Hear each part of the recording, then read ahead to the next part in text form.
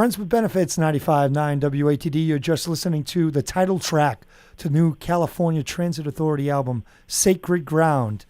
Check it on CD Baby. It's one of the leading tracks for the week. And online we have none other than the leader of CTA, California Transit Authority, international drumming legend, founder and original member of the supergroup Chicago, as well as one of Rolling Stone's top 100 drummers of all time, Danny Seraphine. How you doing, Danny?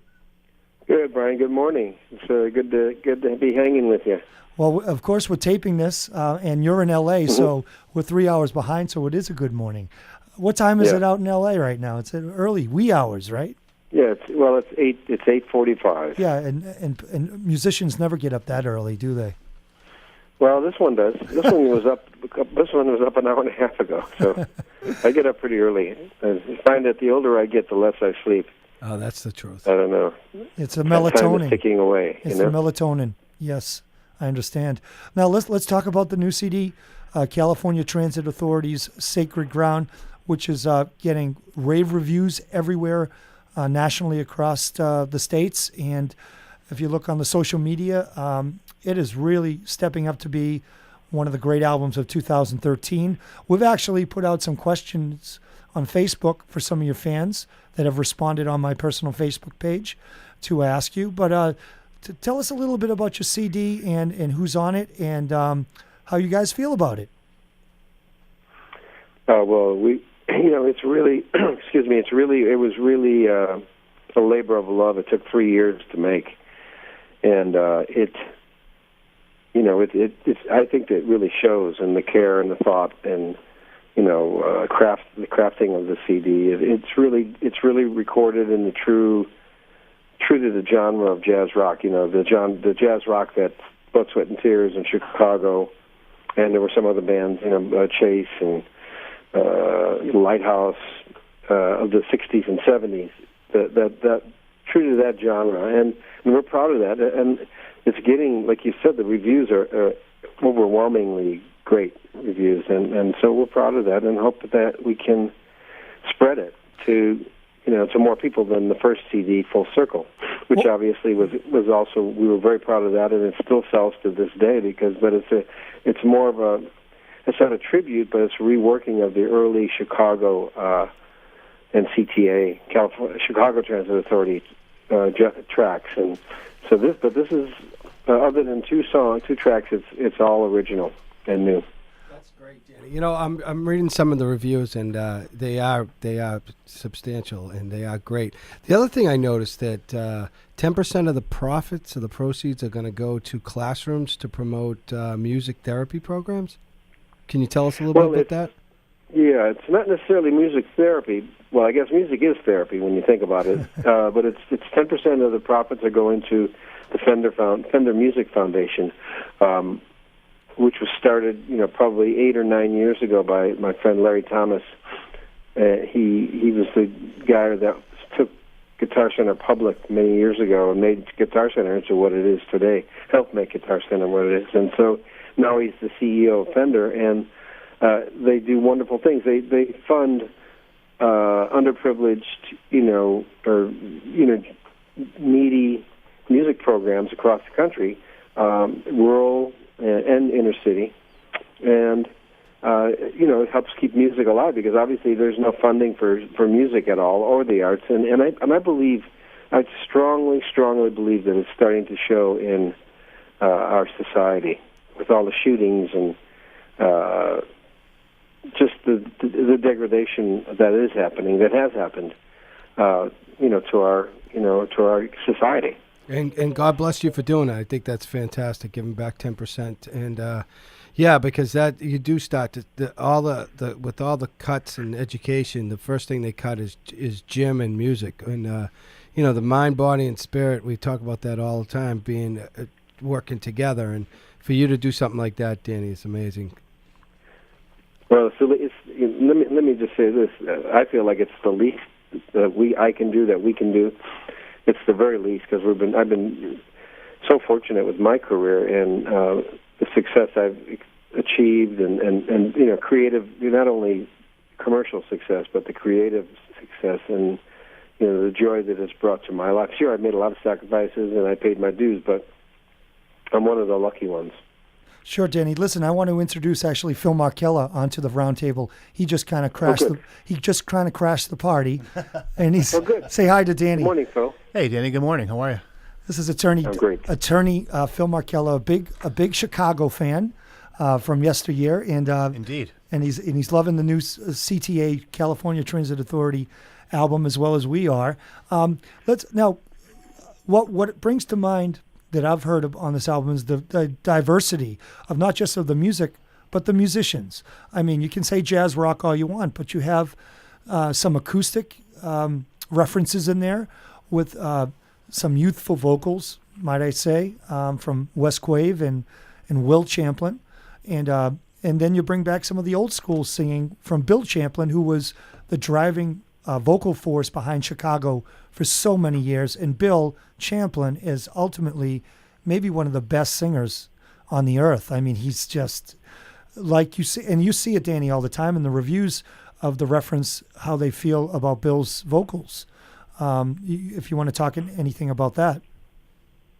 Well, it was talk about full circle, and that was the name of the first CD. But it really, the song that Bill sang was written for the first CD by myself and Peter Fish, and I couldn't finish it for the life of me. I got about 80% finished with the song, and boom, I hit a wall. And that was towards the end of before we released Full Circle.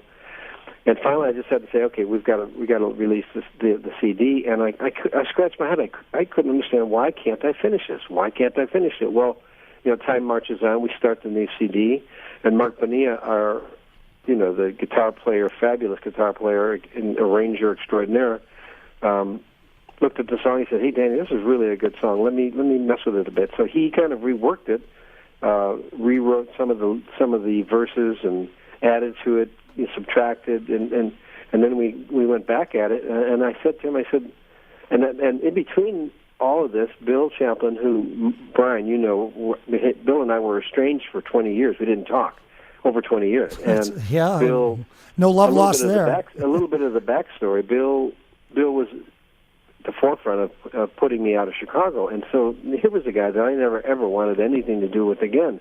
But he had reached out, in the last few years, or 10 years even, he had reached out a couple of times to try to mend fences, and I just wouldn't have anything. I was being very vindictive, and I was very hurt by everything. And so I started. It was in the early days of Facebook, and so we started a Facebook page for CTA, and he friended me, right? And I saw this, and I said, Plus his son, I'd kind of reconnected with his son, Will, and his son said, "Hey, my dad says hi," and I didn't say anything. I just didn't want to say anything bad, but I thought to myself, if you can't forgive other people, then how can you forgive yourself? Because really, if you read my book, I've done some things in my life I'm not too proud of, with two other people. And so I said to I emailed him, I sent him a message through Facebook saying, "Listen, there's only 2 words you need to say to me, and we can go on and be friends and have a relationship." And he said he was sorry and for what happened, and he knew it was a mistake, huge mistake 6 months after he left, that the band had gone in the wrong direction since I had departed. And since then, Bill and I become really, really close friends. And I said to Mark, this all leads back to Full Circle. I said to Mark, why don't we have Bill Champlin sing Full Circle? Because the song is about why I quit music for 15 years after being fired by Chicago, and why I had to come back, because it was such an integral part of me. It was everything that I was all about. It's music, my drumming. And so, Bill embraced it, the opportunity to kind of heal everything between him and I, and move forward with a new chapter in our friendship, and him performing on the new CD is a big part of that. Well, it's amazing because the collaboration is none other than awesome, and it's so good to hear you guys together on this CD. I want to actually go through a couple of questions that some of our emailers have asked me to present to you. And let's start with Ray Leonardo from Attleboro, Massachusetts. He asked, "The new CD, Sacred Ground, is awesome, Danny. It makes me feel the way I felt when I would hear a new Chicago record back in the day, in the mid-'70s. Your drumming is very exciting and fiery. Your contribution to the art of modern drumming is truly phenomenal and really stands alone as a masterpiece of art. If I was a drummer and if a drummer was to pay you a compliment on your playing, what would you like to say to them? What makes you feel appreciated by drummers? That's the question. Well, I mean, is that the question? Yeah. What makes you feel appreciated by other drummers? Oh God, I get, it's just, whenever I have bad days like everybody else, but when I do, inevitably I'll get a couple of emails saying I started playing because of you. You were my inspiration. I'm like, I'm not humble. I'm not humble. I'm not, I'm not worthy. I'm not worthy. And I it's just a great feeling from everything from, I'm a man started me playing, and make me smile was the first challenging drum lick, and sometimes a lot of celebrated drummers say that, and it's just a great, it's a great feeling of, well, I've left something, I've left my mark, Yeah, well, I think it's, what, it's funny, just to me, of all your accomplishments, and by the way, on the way over here this morning, I was hearing a Chicago song with your excellent drumming, and it's not a day goes by that we don't, in the Boston area especially, that radio doesn't, saturate with the songs of the 70s and 80s of Chicago. And you were part of every single hit song they ever had. And not only that, as Paul Kearney, the co-host here, had mentioned that the Pitbull song that you were part of, the, what was it called? I Know You Want Me? I Know You Want Me. Oh, yeah. And that's, and I was reading how that plays in a lot of dance games for kids. And that's kind of wild. Yeah, that's great. It was one of the great gifts that God gave me. I mean, it made you relevant. It fell right out of the sky into my lap, and I look up and I go, "Thank you."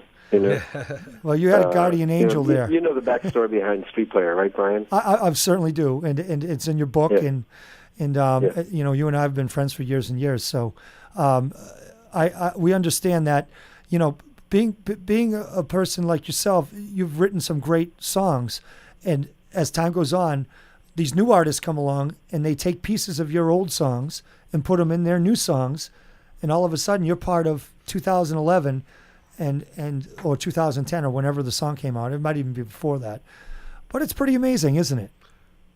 Yeah, it's beyond amazing. I mean, especially that one. I mean, the Street Player was sampled twice, and both times really successful big hits. Considering it was such a huge disaster. You know what I'm saying? Sure. I mean, it was. You're talking. It was an absolute complete disaster. So, it's so gratifying, and you just feel really, really good about how what you did in those days, and I think I've said this to you before, Brian, but I want to say it on the air, is one of the most gratifying things about being a part of Chicago for 23 years and playing on all their hits and all the hit albums is how good the music still sounds today. It's timeless, good, and that's just another an example of timeless, how good music is timeless. And Danny, let me ask you, what keeps you going? Being in the music business throughout the years, and then and especially with all your success, what motivates you to keep going? I just love it so much. It really puts these days I don't feel like I play enough. I want to play more, but I know that I feel like that's coming, with CTA. And CTA is such a labor of love, and the guys in the band are great guys and fabulous musicians, and the music, you can just see how it lights people up. It's just what I'm all about. So it fulfills me, is really what probably why I keep going. We have another question from Joe from the South Shore, Joe O'Brien from the South Shore. It was a question he asked if since you've achieved if you hadn't achieved such a high level of success in the music industry, what career path or profession would you have chosen? Isn't that a funny one? Yeah, I know. I can't want to say. I can't even.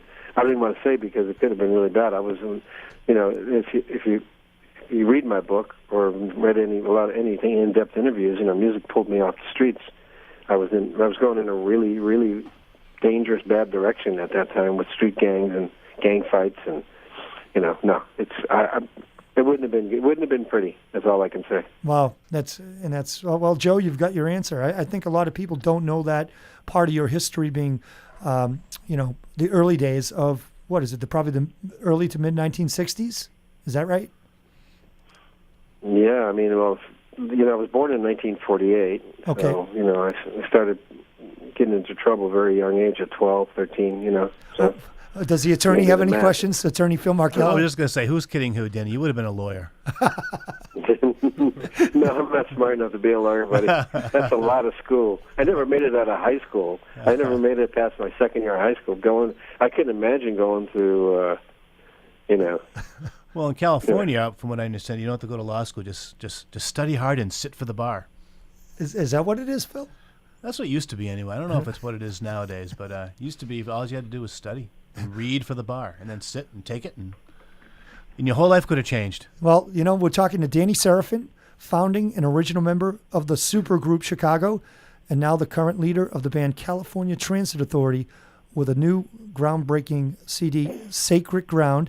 And the artists on this album, Danny, starting with Mark Bonilla, who is actually Keith Emerson's right-hand man from Emerson, Lake and Palmer, has played many years with him as a singer and a guitar player. Mark is one of the best in the world. I mean, you can't refute that. You've got Ed Roth, who has a very successful jazz career right now and just is amazing. Peter Fish from New York, who is a Grammy-winning composer for television and movies.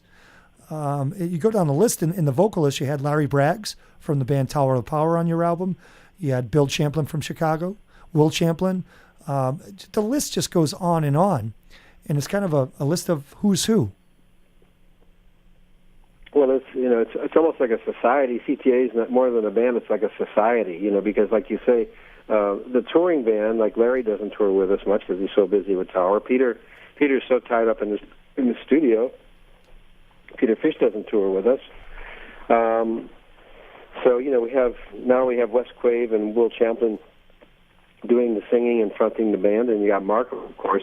Mark and Ed are the core band members, and you got Travis Davis on bass now because Mick is always working with Pat Benatar, So Travis is. I forgot Mick Mahan. It's a great band. Yeah, it's a great band, and it is somewhat of a rotation, but it's everybody in it is just great. Yes, I've had the pleasure of actually performing with you guys on stage live and singing and playing the organ, and I'm not really used to being the low man on the totem pole on the stage, but when I'm up there, it's a pretty much of a whirlwind of multi-instrumentalists that just have completely mastered their craft. And it's awesome experience to be around it. Last question for you, Danny, is, I wanted to go back to the Rolling Stone. You're one of the top 100 drummers of all time, according to Rolling Stone magazine. Now, let me tell you, that is no small accomplishment. And I'm sure, if they really micromanage it, you'd probably be in the top 50. And let me ask you this. When you found that out, how did that make you feel as a drummer through your history? And, I look down the list, and it's not a soft list of drummers. These are real heavy hitters. Well, it's again a great honor. The legacy aspect of it makes me very proud, and all you can do is be humbled by it, and just embrace it. And so I was very, I was very, very pleased and honored. Well, we wish you great success with Sacred Ground, and I know our station will be playing it quite a bit. And I'd like to thank you for coming on Friends with Benefits, 95.9 WATD. And we'll talk to you real soon, Paul. And God bless, and good luck with your new album. And where are you playing? Thank you guys, and I'll see. I'm going to be coming into your area. I think July 3rd. Isn't that? Yep. That's right. Thanks for reminding me, Danny. Danny's doing an event for Citizens for Children's Safety, July 3rd, right on the ocean with the fireworks and everything. So, awesome. We'll put that on Facebook and let all your fans know, because I'm sure we'll get a lot of them to come see you too. Hey, Dan, thanks for coming I'm on. looking forward to it, guys. And thank you. Really wonderful interview, and have a great day, huh? All right, thanks, Danny. Sorry I was late to the party. Okay. Thanks, Danny. All right. Thanks, Danny. All right. I won't be late July 3rd, Thank you. though. We're going to go off to commercial right. break. You'll be right back with Friends with Benefits. Hey, this is Ted Nugent celebrating the American dream on Friends with Benefits with my buddy Brian Stratton on 95.9 WATD. Impressions Detailing of Duxbury is your #1 source for auto detailing on the South Shore. Owner Mike Ferreira and his staff have years of auto detailing experience. Located next to Jeeps and Buggies on 1474 Tremont Street of Duxbury, Impressions Detailing also provides window tinting and headlight restoration. They service sedans, small SUVs, and large SUVs or trucks. Contact Impressions Detailing at 781-934-2935 or by email at impressionsdetail@yahoo.com. That telephone number again, 781-934-2935. Impressions Detailing of Duxbury.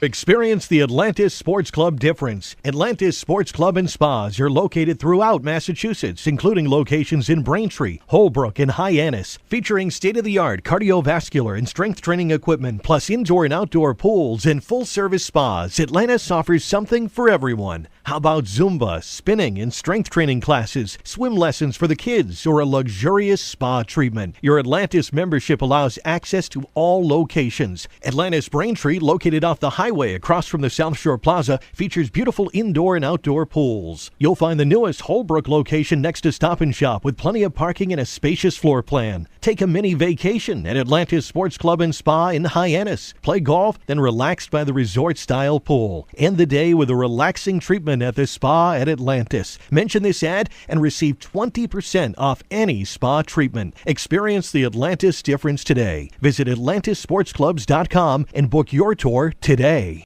The law office of Philip M. Markella is a full-service law firm with a focus on family and divorce law. When your marriage dissolves, Phil's office will help you navigate those often rough waters. They'll represent your interests with respect and compassion. The law office of Philip M. Markella also assists with estate planning, real estate transactions, and adoptions. Get in touch with the law office of Philip M. Markella, 19 Depot Street, Duxbury. Their telephone number, 781-934-7977, 781-934-7977, and on the web at markellalaw.com. That's MARKELLA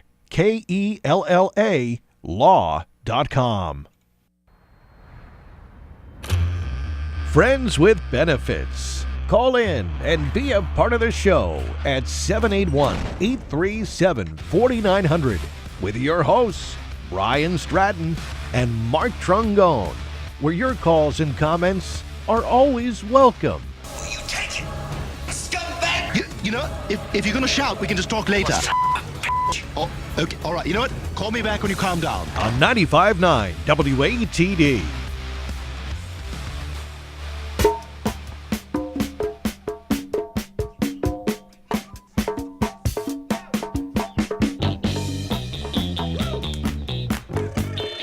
.959 WATD. Friends with Benefits. Back. You're listening to the drumming of Danny Seraphine. That's a song by Chicago.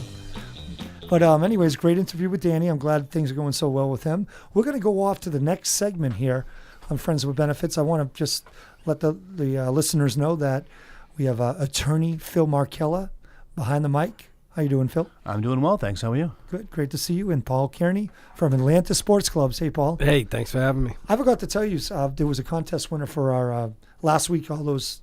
For the the spa. spa. Good. I actually I gave hope them- it's a mother. It's a mother, and I gave her your cell phone number. Great. So they're going to That's awesome. get in touch with A you. lot of good prizes last week. You know, and we're giving away a Foodies gift certificate today, $50 gift certificate. Wow. So, you know what? We're going to take. What I'd like you to do is email at ctamanagement@rocketmail.com.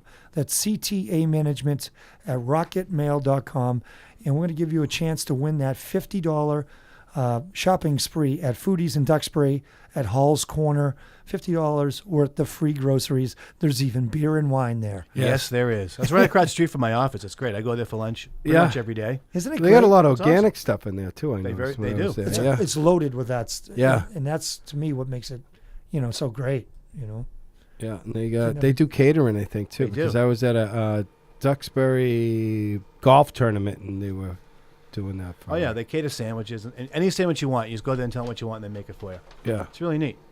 Well, I wanted to get off on something here. I found this this list of 15 things you should give up to be happy.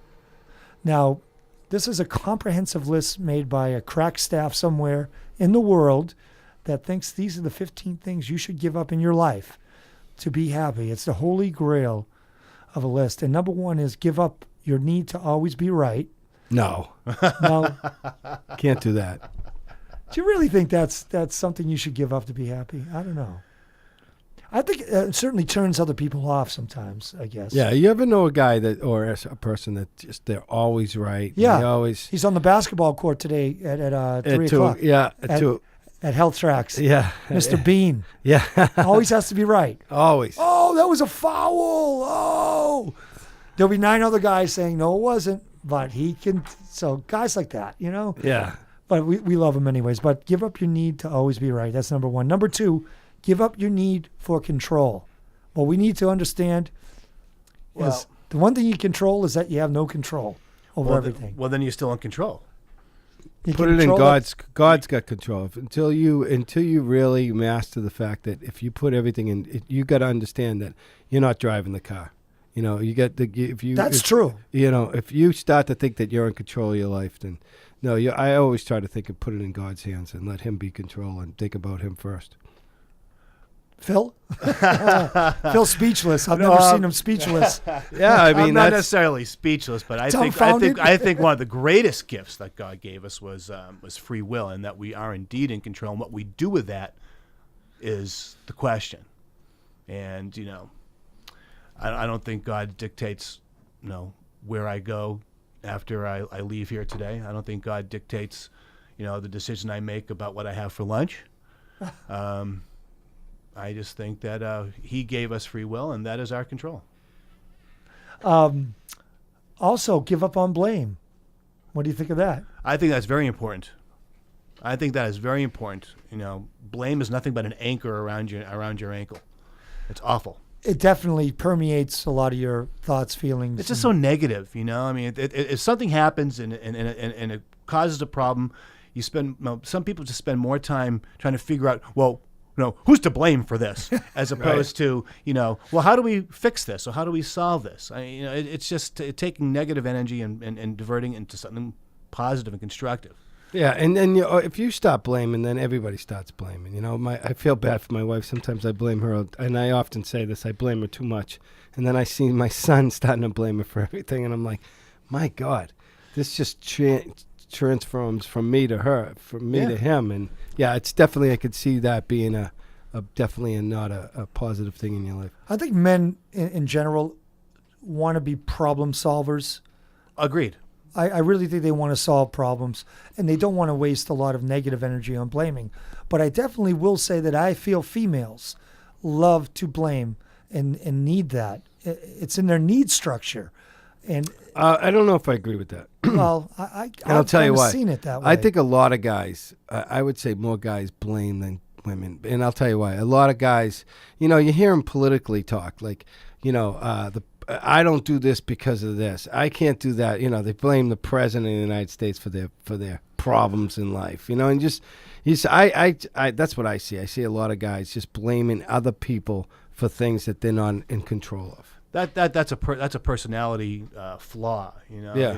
Not taking self responsibility. Right. It's always easier to put the blame on somebody else other than yourself. Right, and you can see why that's one of the top things to keep you happy is to stop the blame game. Absolutely.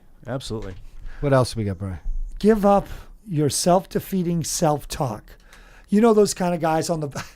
I love it. We're going back to the basketball We're court going again. back to the basketball court because I love because we act like babies out there. We're a bunch of 7th graders, or Yeah, 8th graders. it's true. We're out there. We say things that we would never say outside those confines of that court because would be Arrested. incarcerated. Yes. Would be.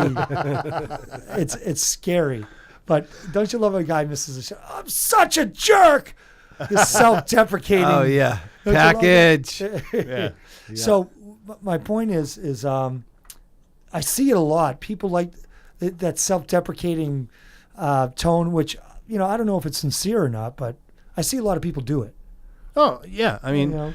so to some it's a defense mechanism. I mean, Right. no, Yeah, that's a good point. I do it a lot. I do it for humor, like Yeah. What something What a happened. dumbass.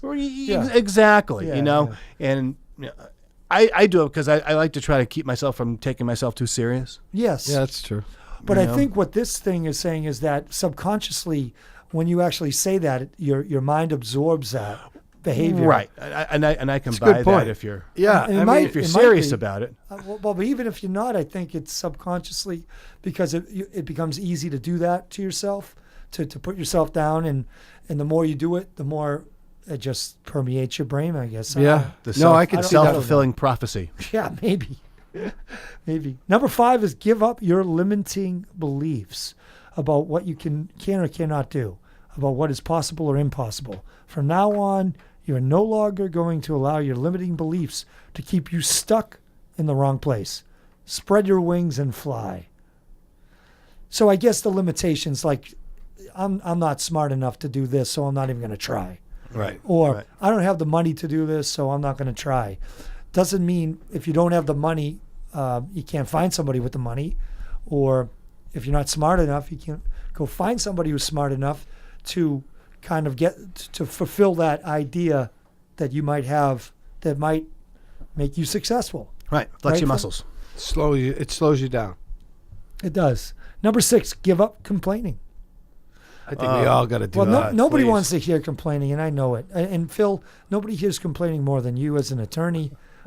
You probably have 1.5-hour sessions of, and then they start going back to 1997.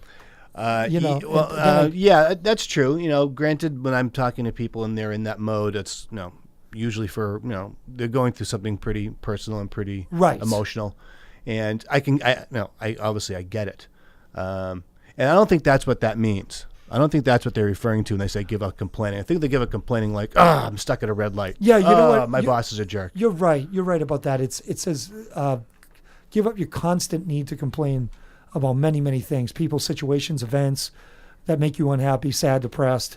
Nobody can make you unhappy. No situation can make you sad or miserable unless you allow it to, which is, of course. Right. And the complaining it keeps you in that rut. It's going to keep you from getting, and no one, like you said earlier, no one wants to be around it either. If you're one of those constant complainers.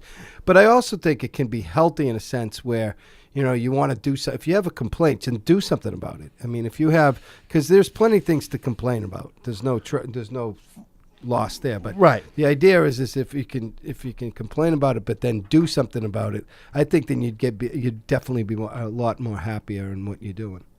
Well, it also says never underestimate the power of positive thinking, which, there's a lot of merit to that. I certainly believe in positive thinking.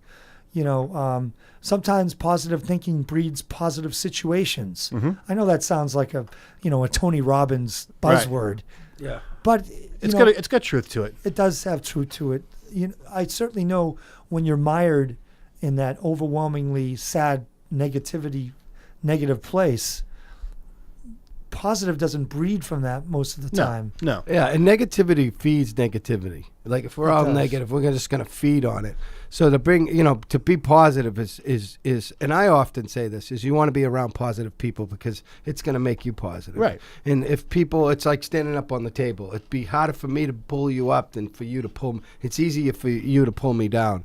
And I think that's what we got to understand is we want to pull people up.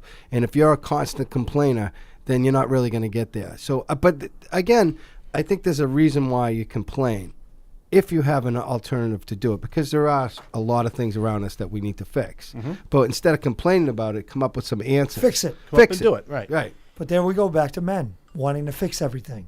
Fix themselves first. Men generally like to fix things or want things handled in a correct way. Right. Men are very logical, I think, in the long Black and run. white. Guys see black and white. I do think it's definitely a narrower spectrum with a man than a woman is much more creative and thinks way more out of the box than we do.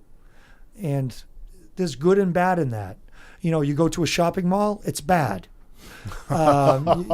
Sorry. I mean,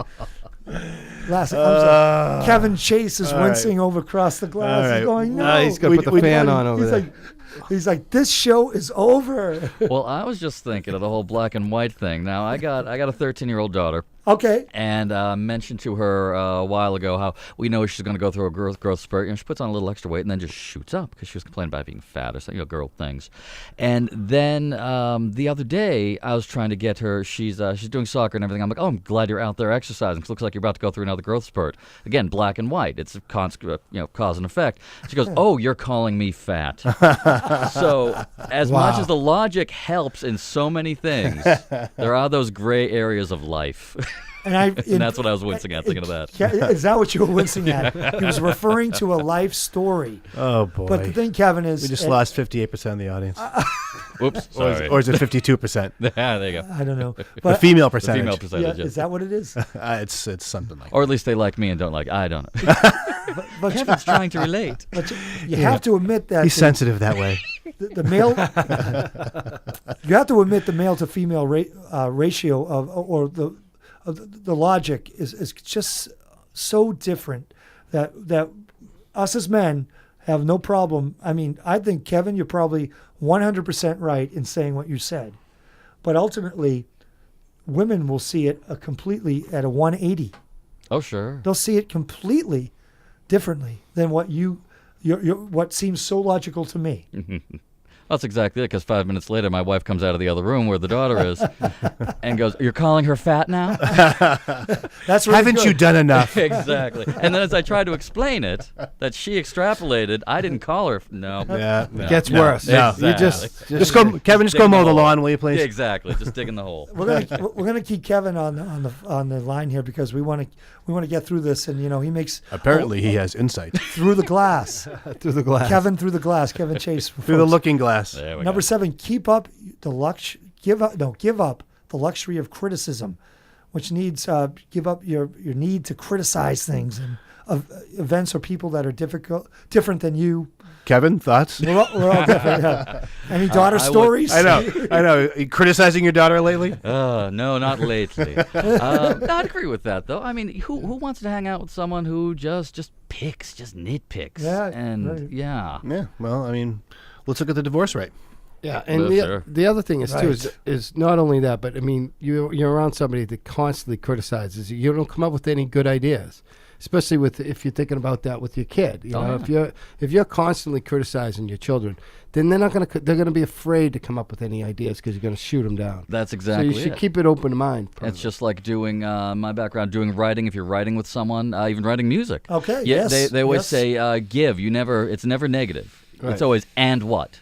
Right. Like I got this lick. Oh, and what? We can add this drum riff. We can add a bass riff. Something. Oh, sure. To build on. It's not that sucks. That's right. It's Right. let's see what we can do. Or if you're just coming up with some ideas. I find this in business sometimes, and you just brainstorm coming up with ideas, and they're asking you things that where you're supposed to go with it, like you've already got it figured out. It's like, no, I'm throwing out the idea and let's run with it. So instead of criticizing my idea, Yep. why don't you come up with some positive things that we can add to it? And some might not be a great idea, but we can talk about that. But at least don't criticize what I'm trying to do, because Exactly. so Even do if it's- nothing is just you're doing nothing. Even if it goes in another direction, it's still going. It's still moving. Sounds like a colossal waste of time to me. Yeah. Well, there you go. See, that's and I don't want to talk about this anymore, Paul. Number 7 and if sucks. you do that, and you add This in is a a guy stupid that's topic. complaining about it. Yeah, exactly. So here you're trying to get something done, and you're criticizing me Right. and complaining about it. So you're Right. complaining and criticizing. Yeah, I could see why that would make you miserable. It's all negative stuff. It's all negative. Yeah. It's all negative. How about give up your need to impress others? That's huge. That's number one. That huge. should be Yeah. number one. I mean, this society is fixed on that. Absolutely. Keep up with the Joneses. Put yourself in debt and but buy we're a all house that you responsible. can't Right. afford. Right. Well, what's the context of this? I mean, give us some examples, Brian. I know. Well, 'Cause that's stupid. It goes to where you live, to what you drive, to what Right. you eat, to who you hang out with, and some people just become so overwhelmed with that feeling of trying to impress other people, and they even do it subconsciously. They do it without even thinking, and it's really bad. sad. It's sad. It's sad because you're not really.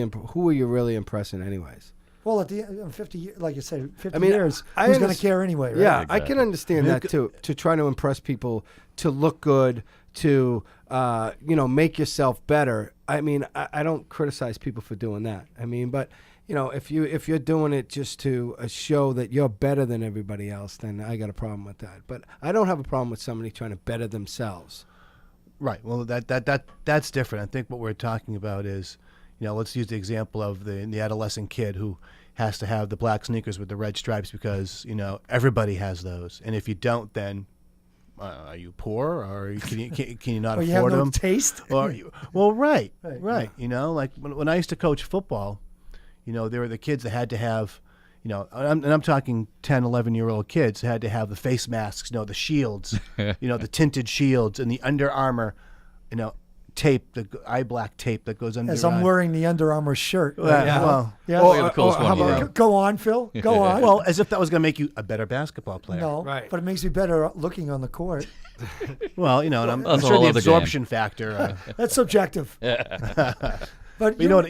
I think my point's taken. I think so. And as I take off my Izod shirt and my Nike sneakers, let's go to the next one. Give up your resistance to change. Change is good. So Adapt or die. Absolutely, especially when you get older too. The more people get older, the more less likely they're to change. And change is good. I mean, honestly, doing the same thing over and over and over, it'll drive you crazy. Mm-hmm. what do you think, Kev? There's nothing more frustrating than talking with someone, and especially somebody you've known for a while.